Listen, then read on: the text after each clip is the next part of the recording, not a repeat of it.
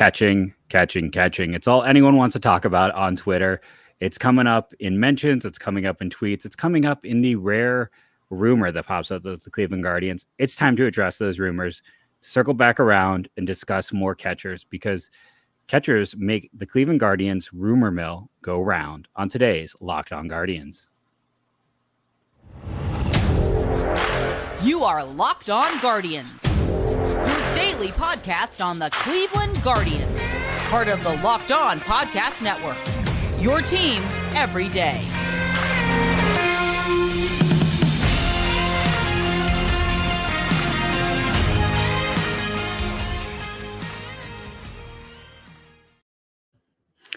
Hello, everyone. I'm one of the co-hosts here of Locked On Guardians, Jeff Ellis. Before you make fun of me, yes, I am wearing a tie-dye shirt, but my 5-year-old daughter made it for me. So I know there's going to be someone in the comments who decides to be a yerk, because it happens every time. So I'm just going to address it ahead of time. Hit it early. Something the Cleveland Guardians did all year, and something the Cleveland Guardians catchers did not do this year. If you're not familiar with me, I've been a writer at many a place. And as I mentioned on Friday's show, I was voted most likely to play in a World Series at one point in my lifetime. I don't think it's going to happen, unfortunately. But hey, sometimes you win World Series, sometimes you get immediately fired after winning them. Justin, why don't you let them know about your bona fides?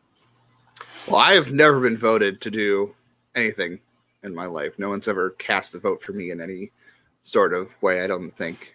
If they did somewhere, I'm sure it wasn't a good thing. Yeah, I do lots of writing, currently at GuardiansBaseballInsider.com. I've got a lot more writing stuff coming up. I just had some stuff in the News Herald, the Morning Journal, where I'm still freelancing and used to be a full-timer back when I thought it was a good decision to become a writer, and then many other Cleveland baseball blogs before that and during that stretch. So we discussed many things beforehand. We will talk about James Click today because it's ridiculous. But first, let's talk about my favorite baseball writer. Bonus points to anyone at this point in the show. Put in the show notes that it is 2 minutes in, and write which writer I'm writing about. I found out writer. By the way, again, I will point out Jim Bowden, who I just found out I am no longer blocked by, got his job because he was roommates with the owner's son of the Pittsburgh Pirates at the time. That's how you college roommate, luck into it. And then, you can look at the international signing scandal with the Nationals. You can look at the time he deleted his profile after he got accused of stealing someone else's inside information that turned out was a bad tweet. And I want to point that out. This is someone who is such an insider. He had to delete his whole Twitter account once because he got rolled with bad advice back before anyone could buy a blue check mark and make that a lot easier, and didn't double check and just decided to copy. Didn't get, it was just, he straight stole it. Like this, it became a national story, and his account disappeared for a while. One Jim Bowden, I don't care, who said, I'm going to read this whole tweet. Chris Antonetti, #Guardians, told us that Shane Bieber will not be traded and will be a part of their team in 2023 as expected. When asked if he's closer to acquiring Sean Murphy, #Athletics, or Alejandro Kirk, #Blue Jays, he suggested we ask them, ... They trying to add a catcher and a bat, which I feel like is him trying to sound like youthful. End of the day, smoke never escapes the Guardians. Chris Antonetti is never going to give away any details. Nothing is completely off the table at any time for this team. If a team walked up with the right deal, I do not think they're going to look to trade Shane Bieber. But if a team walked up tomorrow with a deal they valued, there is nobody on this roster outside of Jose because he has a no trade that they would not trade. So, and then again, the source, and then again, this organization doesn't let anything out. When teams were sharing data a year ago about what was happening at alternate sites, they were one of like 3 teams who refused to share any data. They don't share a darn thing. This is BS. Like, I hate to just say it out there. It's BS. I'll give Justin a chance to comment in a second here, because I know people get mad at me for talking too long. I want to make one more final comment here. Alejandro Kirk, why would Toronto trade him? You go back to when Shapiro ran things in Cleveland, Martinez to Santana, he valued an offensive catcher. He's not going to trade him unless it's something that helps the team significantly now. Moreno doesn't make any sense for Cleveland to add because catchers have a higher bust rate than starters. Yes, he was good in his very small sample size last year. It is not a simple road for development. Cleveland doesn't need two unknowns behind the plate. They're not going to trade Kirk. They're just not. They're going to end up trading Jansen. It's a lot of smoke for them to eventually trade Jansen. And I don't think Jansen's necessarily the fit for Cleveland. Do I think Cleveland's going to pursue a catcher? Absolutely. I still think it's Murphy. I don't see Kirk moving, and I don't see Cleveland having an interest in Moreno because they want a known, not an unknown. Flip it to you. Yeah, well, I've got more things to say in the blue check thing, but we can save that for later. I want to keep talking about Twitter every day just because it's a great test of media literacy right now. But yeah, I didn't even listen to the audio. I saw the tweet, and I didn't even bother. I don't know if the audio is out there anywhere. If I could listen to it, I would. But when he talked about, when Bowden asked him about, are you any closer to trading for Kirk or Murphy, I can almost guarantee you, Anthony probably laughed when he was saying, "Oh, I don't know. You should probably ask those guys," and gave like one of those, smiles or laughs, or, you could probably hear it through the audio that he was smiling when he said that. 'Cause that's how they all respond. That's all their front office guys respond to that stuff.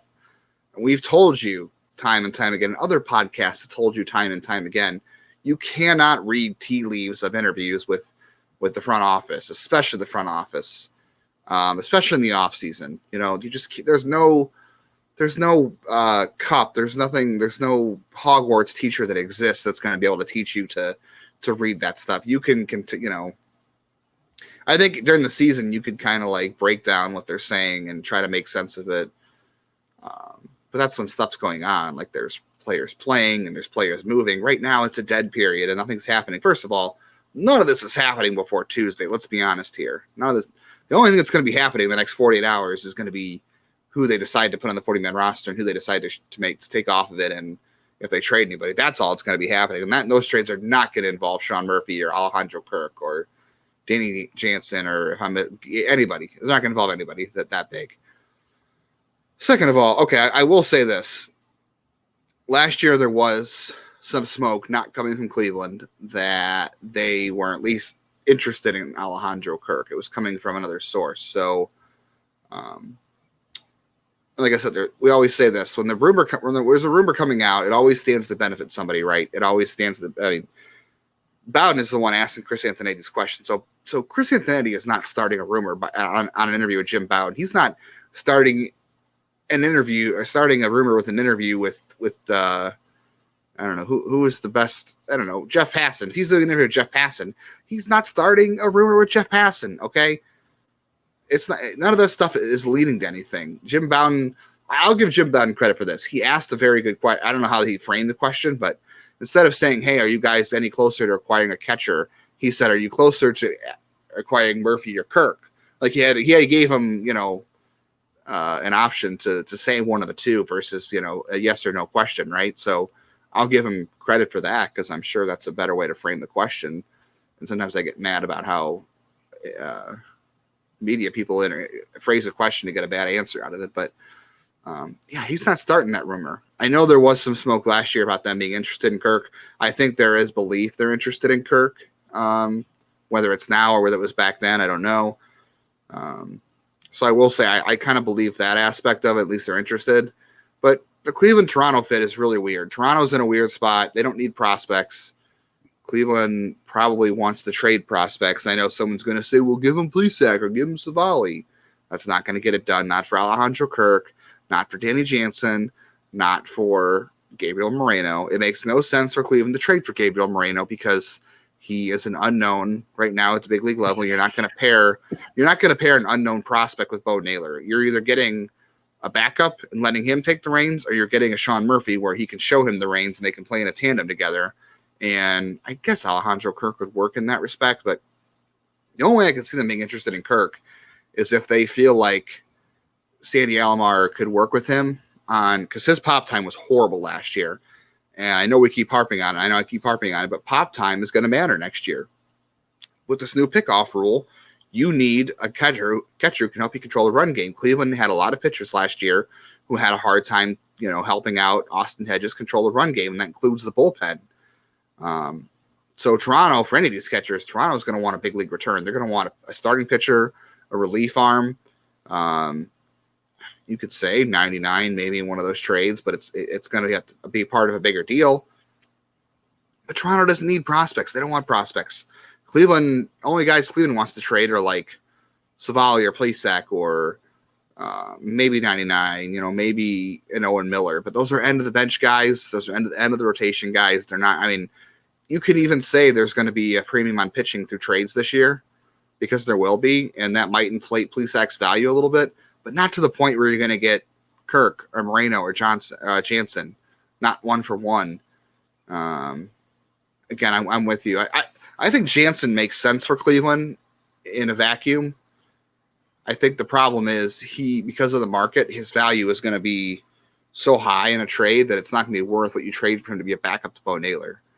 The return is going to be so high. So I can buy the Kirk stuff, but I also wouldn't buy it from Jim Bowden, and I wouldn't buy it from that interview. I would take absolutely nothing from any interview Chris Anthony does, and I sure as heck wouldn't take it from a Jim Bowden interview. And this goes along with the Twitter blue check thing. I'm sorry. If you buy a Twitter blue check, if you do not show your face or a real name behind your Twitter account, and you are trying to say sources say rumors of this happening, you're not real. I'm not taking you seriously. I'm sorry. I'm not trying to talk down to anybody. I'm not trying to punch down. I'm just saying, if you want to be taken legitimately for any of this stuff, you have to put a face behind it. You have to be have some credibility, and those guys don't. And we know who Jim Bowden is, and those radio shows and radio interviews are for entertainment purposes anyway. So that's my long monologue. We've both had a very long monologue about Jim Bowden and Toronto catchers in Cleveland to start the show today. Yeah, and I'm going to put a little dot on it and just say this. Plesac and Savali have value. I get why people are trying to move them, and I get why it comes up with Cleveland, but they're also willing to move them for a reason. And I think their value increases the longer the season goes. It's actually a deep free agent pitching market this year as opposed to last year. I've seen lists where Thor is 15th in terms of pitcher ranking, not just, Syndergaard is 15th, and he's, I would argue, on an open market, more valuable than the players Cleveland has.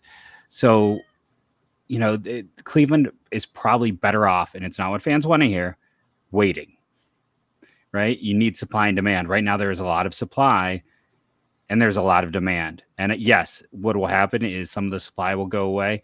Demand typically for pitching stays about the same, or if someone has a need, then it's going to increase. But right now they have maybe the 20th and 21st most interesting pitcher on the market, and that's not going to allow you to make any deal.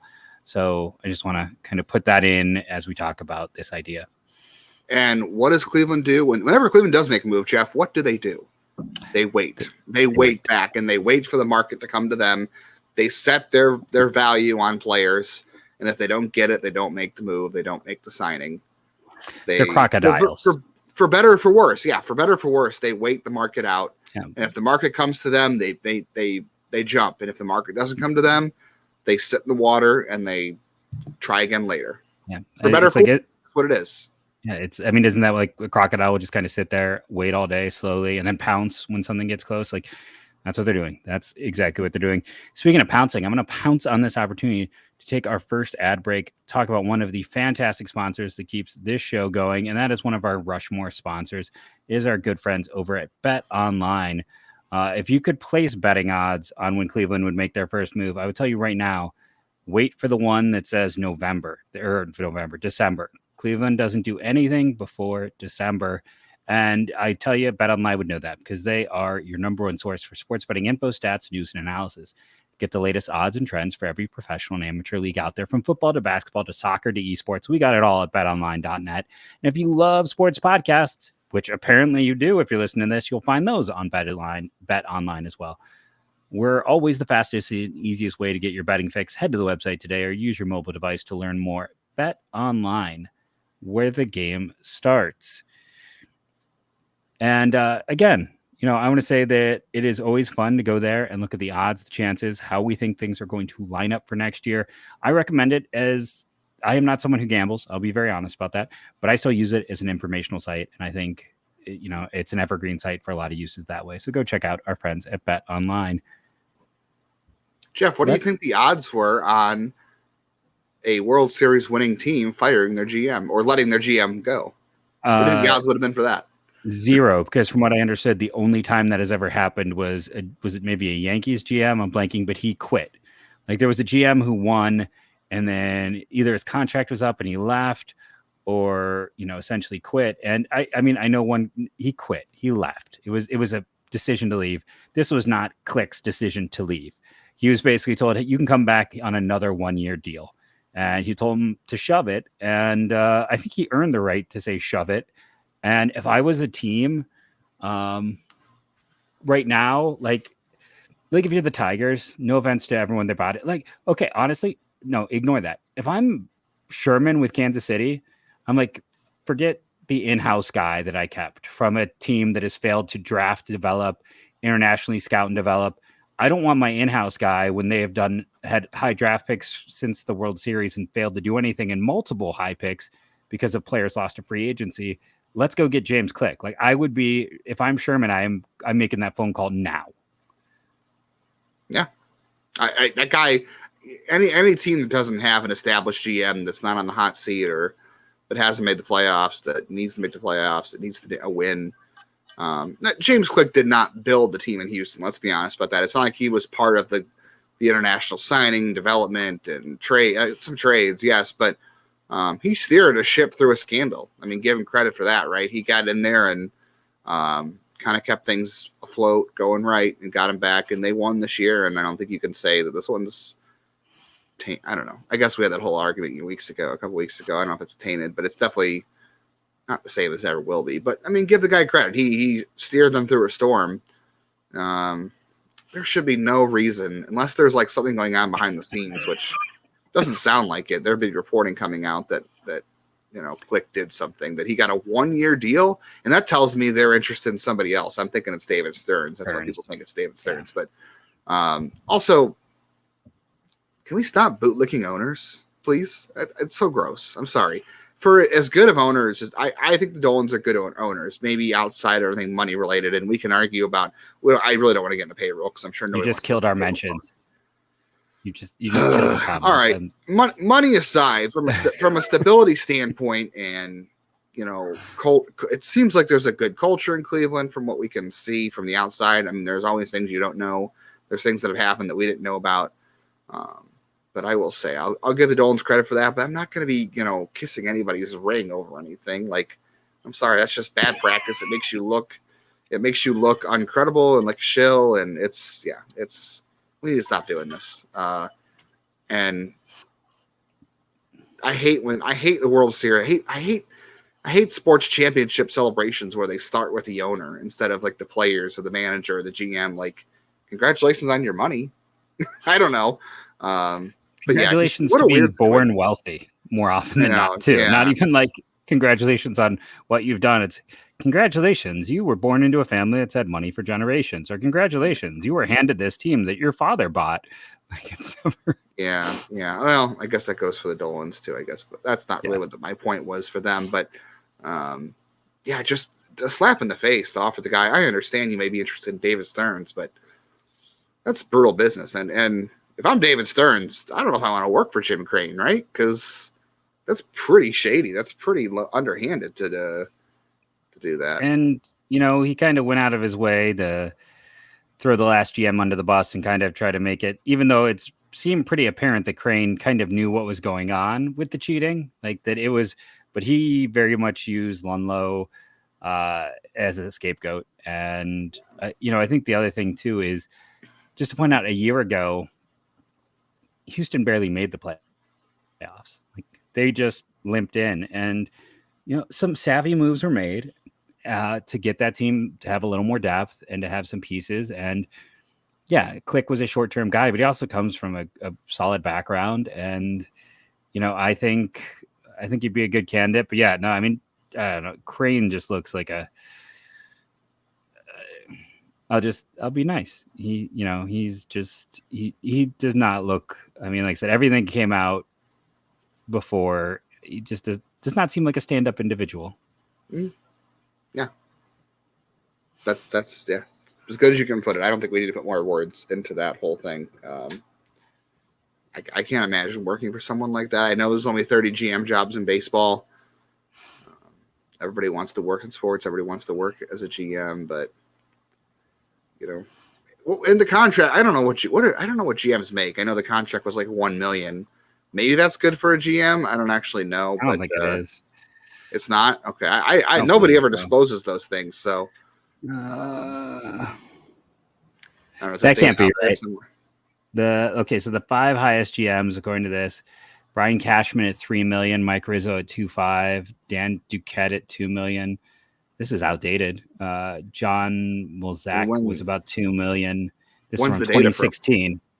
2016. So the report was he was offered $1 million, I think. So that's below market value for a World Series winning GM, no matter how little or much he had to do with it. So that tells you, I don't know. I value stability, I guess. That's just me. I know people are going to say, well, I'd like to win a World Series too, but yeah.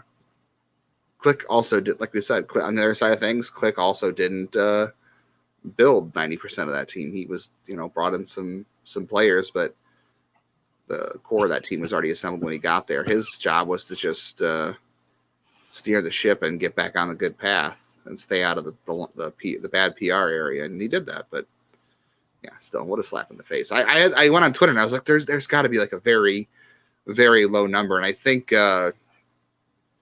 somebody pointed out to me, and this makes all the sense in the world too, that David Griffin, who was the GM of the Cavs, I think it was a year later. It wasn't like right after they won the NBA Finals in 2016 that he was let go. It was the season following that. But I'm like, yeah, I just don't know many coaches or GMs that are fired after winning a championship, and it's a very small number. I feel like that's not a good list to be on, right? That can't be a good list to be on, no matter who you are. Yeah, well, it's like the only thing I could think of in baseball was like, going back to segment 1, the Toronto Blue Jays. I remember when Alex Anthopoulos, part of the reason he supposedly was fired, even though that Blue Jays team made it to the ALCS, right? That's where Cleveland knocked him off, was because they traded too many prospects and they hadn't, there was concerns about the future and they didn't like how it was built. And I mean, you go back now and, he's got a World Series ring in his second landing spot. So that is literally the last time I can think of someone kind of being far along, let alone winning it all and then getting fired, was AA with Toronto. And again, that was an ALCS loser, not a winner, right? An ALCS loser who it was a pretty stripped Baron Miners. Like after that, the guys hit free agency. The core was Edwin and was it Jose Batista? No, who was the other piece? Was it Batista? That left? No, it was like the centerpiece when that team was good before they fell apart. Was it Batista with Edwin? Donaldson. Donaldson was there. Okay. Yeah. They had like a few, but it's like, yeah, it was just, I mean, that core was falling apart. So like, at least on one level, I can get what happened there, but yeah, it's a little bit weird, but why don't we take a weird break and come back and get into, you had some more Twitter thoughts and tweets to dig into on today's show. So we could have those lined up for segment 3 on today's Locked On Guardians. But first, a quick note from some sponsors. Okay, we are back. Why don't you take us away? Well, I didn't really have a whole lot of tweets. This was more of it was a generic thing. I wasn't trying to call anybody out specifically, but I did just get some tweets from people that were like trying to stir rumors. I guess it makes us look bad by saying stuff like this. So I don't want to necessarily call anybody out, but because people listening to us and us going back and forth like this, we rely on things to talk about, like rumors, things going on. So we don't want to bite the hand that feeds. I don't know if that's the right analogy here, but I don't know. I just get so tired of sharing the blue check mark thing. Makes me mad because you get, like I said before, you get people who are faceless and nameless on Twitter and they've bought the blue check mark and they're like, sources, so-and-so is interested in so-and-so and Team X is interested in so-and-so. And I know this and I hear this. And it's like, man, I'm just so, my patience has been so tested on Twitter with all this stuff. I know it before you didn't, I guess it doesn't change with the blue check mark. People were still doing it before. And I think a lot of people are just desperate for any rumors to come up and they want stuff to discuss, and that's what we're supposed to do too. So I guess like I said, don't want to bite the feeds because I want people to listen to us and for some reason people care So what to say, but I just get so tired of the whole the things going on Twitter and just people.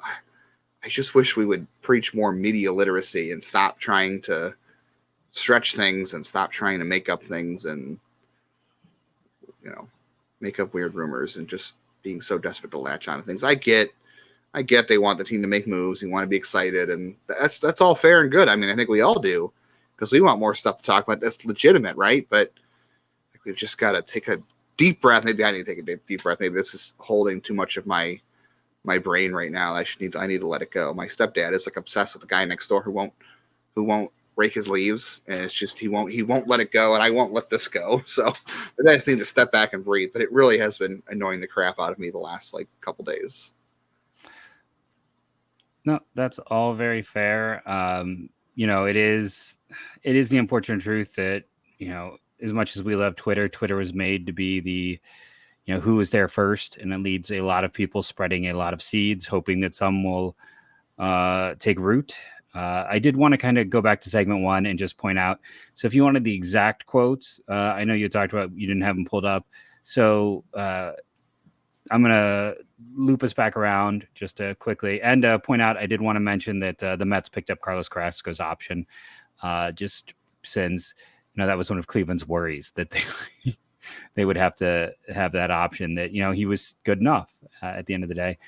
But the exact quote was, "We have every intention of trying to contend next year and trying to win a World Series, and Shane Bieber will be a big part of that for us." I'll just say he could be a big part of that by winning. He could be a big part of getting a massive trade piece as well. They could always go back and easily rotate that statement. Again, great GM speak.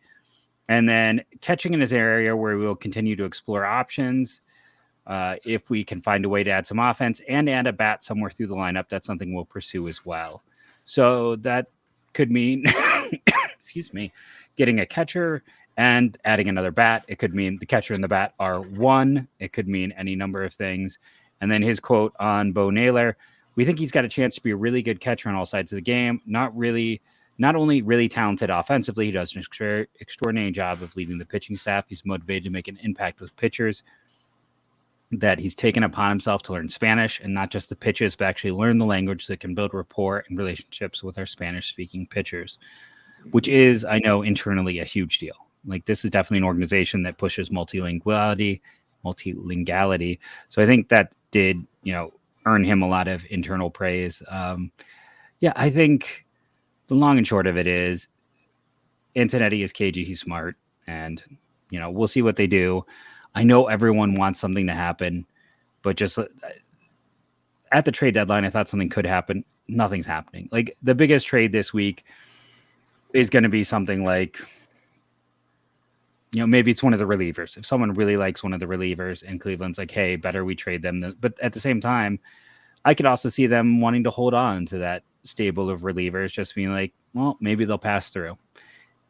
I don't see a lot of things happening. I don't think they're going to go out and make a trade. They added Anthony Ghost to the roster. So he's here, but he's going to be let go for now. But he'll be let go when they have to go make the moves, because there's no way they're keeping him. It would be silly. He's not playing next year. But, I will say, no, go ahead. I was going to say, just the prices so far we've seen from Edwin Diaz and Rafael Montero makes me think that teams are going to really listen on their relievers. So I wouldn't be surprised if, we hear someone tweet about, I mean, you're going to get those tweets anyway about, so-and-so has contacted the Guardians about 99 or Trevor Stephan or whoever. It might be Emmanuel Clase. They've checked it on Emmanuel Clase. I don't know. That might come out. All that stuff happens. But I wouldn't be surprised to see any exploration of relief, because I think relief help is going to come at a really high price. So I think you'd be silly not to listen to trades for that, because relievers are volatile. And if you have a really high price and you get a really great deal, you do that too. I mean, I know replacing those guys is not easy, but I just think that really clearly we've seen the prices so far on the free agent market. Relief help is expensive, and pitching help in general is going to be expensive. Then catching will be expensive. And by the way, one of the rumors I was complaining about came from a tweet about the Cardinals being interested in Zach Plesac. So that's what that came from. So I don't know. I don't know if I won't even qualify that by talking about it, but that was where it came from. Yeah, I mean, Cleveland and Cardinals have often made a lot of sense, but they really haven't done much. Like, has there been anything? I mean, not counting last week's deal, which I love Jose Fermin. That's the minorest Mercado. of deals, but it's Mercado, right? That's the last deal.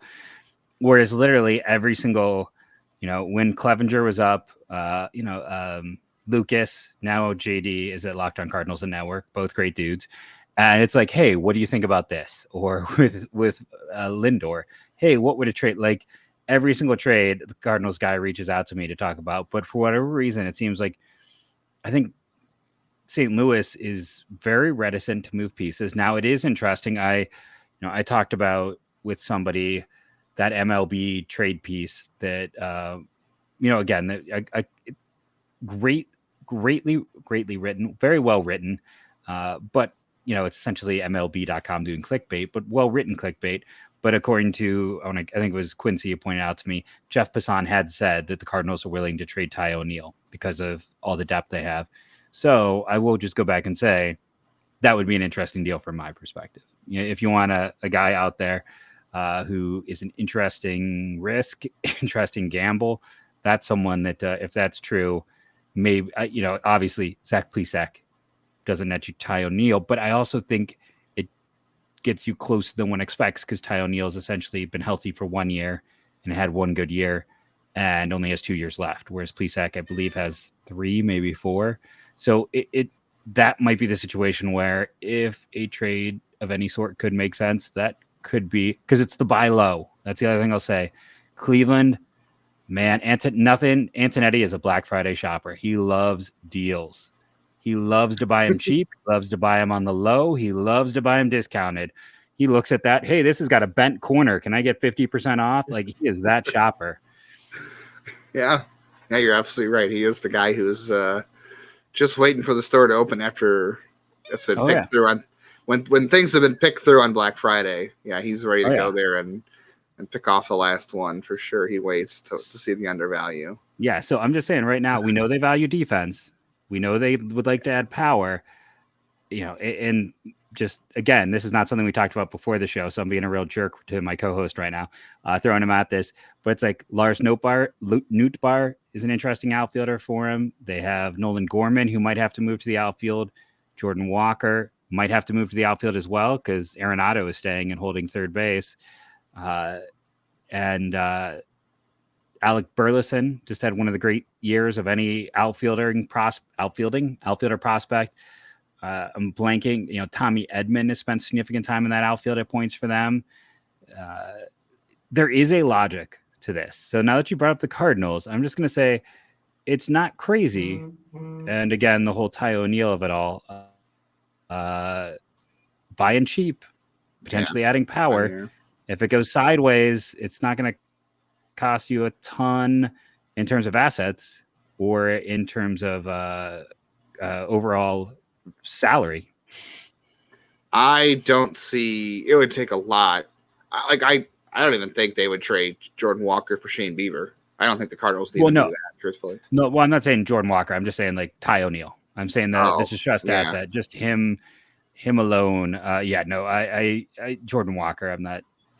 Listen, I wanted them to draft him on draft day. I was pat myself on the back. I was the high man on Jordan Walker in that entire draft class by a good 10 to 15 spots. You get some right, and then there's Tristan Pompey to always be the one I got very wrong that I was significantly higher on. But yeah, it's a situation. I don't think they could get him, but Ty O'Neill, I just think if there was a deal that could be something interesting, and he's $5.1 million this year. So I will say the other couple things too. We had somebody reply on Twitter to our last podcast asking about Gary Sanchez, and I responded, not going to happen. This team does not want anything to do with Gary Sanchez defensively. He has been one of the worst defensive catchers in baseball. I know there are some metrics out there that he's improved in, and I just don't see Cleveland being interested in Gary Sanchez at all, not even as a backup. And then the other thing I wanted to point out too that we already discussed, Christian Walker ad nauseum. Mike Hazen, the GM or president of the Diamondbacks, said that the Diamondbacks will probably they have the flexibility for a payroll bump. So that tells me that Christian Walker is not going anywhere. Not that there was any smoke anyway, but we can probably just kind of put that to bed that he's not being traded. Somebody even mentioned, well, maybe they'll non-tender him. He's getting, however much in arbitration. No. If they really didn't want him, they could trade him for a ton, and it seems like they want him. So we could probably start talking about Christian Walker now. Yeah. No, so I guess now I just have to go back to Tyler O'Neill, who, dating back to his Seattle days, is someone that I have been obsessed with. And I'll point out again, in a down year, 334 plate appearances, still had a league average bat, 14 stolen bases, and his 14 home runs in only 96 games would have still been top 5 on the Guardians, I believe. So I haven't coughed all day. All day. Something about this podcast. All right. Well, before we get out of here, do you want to quickly revisit? Because we haven't touched on these in a while, so maybe we should throw them out there for everybody. If I can get the sheet pulled up, hang on. Let me see if I can get it going again. Where are you? Well, I'll just keep Here we go. Amping on Ty O'Neill. If you missed it a year ago, 34 home runs while winning a Gold Glove and finishing top 10. That is the only time he's appeared in over 100 games in a season. And this year at 96 was the second highest amount. So that's why I think a career over 5 years is OPS is 788. So he's been up and down. That's why I think Plesac for O'Neill gets you a decent chunk of the way there. Sure, maybe, if they're really interested. All right, so we still have to continue our wish list of players you've all requested to talk about and as potential trade targets, free agent targets. The guys who received 2 requests were Shohei Ohtani, where I don't think we need to put that out for a request anymore. I don't think it's happening. We could, I don't know, as a fun experiment, we can do it, but it's not happening. Connor Joe, and then Brandon Woodruff got 2 votes. So can take your trade request for Brandon Woodruff. I would love to spend a half hour talking about that.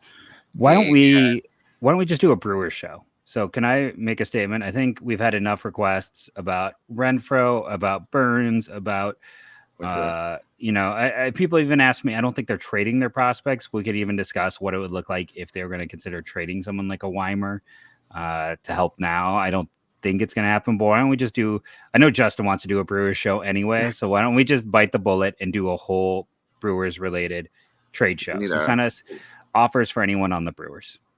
Yeah, there's Brewers, Shohei Ohtani, Connor Joe, and then the next one was the next 2 are Carlos Rodon and Carlos Carrasco. Obviously, Carrasco had his option picked up, so that's not going to happen. Carlos Rodon's not happening, but I guess if you really want to send your contract proposals for Carlos Rodon, feel free. Oh, yeah, I agree. Let's have some fun with it. I think we kind of addressed Ohtani in one show where just like it's not happening, and then we moved on. But I want to take a moment and say thank you to everyone. We are still in the 850s, so let's get to that 1K. I appreciate a lot of positive comments in the comments this weekend of people enjoying the longer shows. So hey, we're still giving it to you. You ask and you will receive. A lot of positive comments in general to people enjoying the show. So just thank you to everyone for all your positivity and for liking, downloading, commenting, subscribing. All of that is huge and very helpful. And let's end this show the way we do everyone. Go Guardians, go.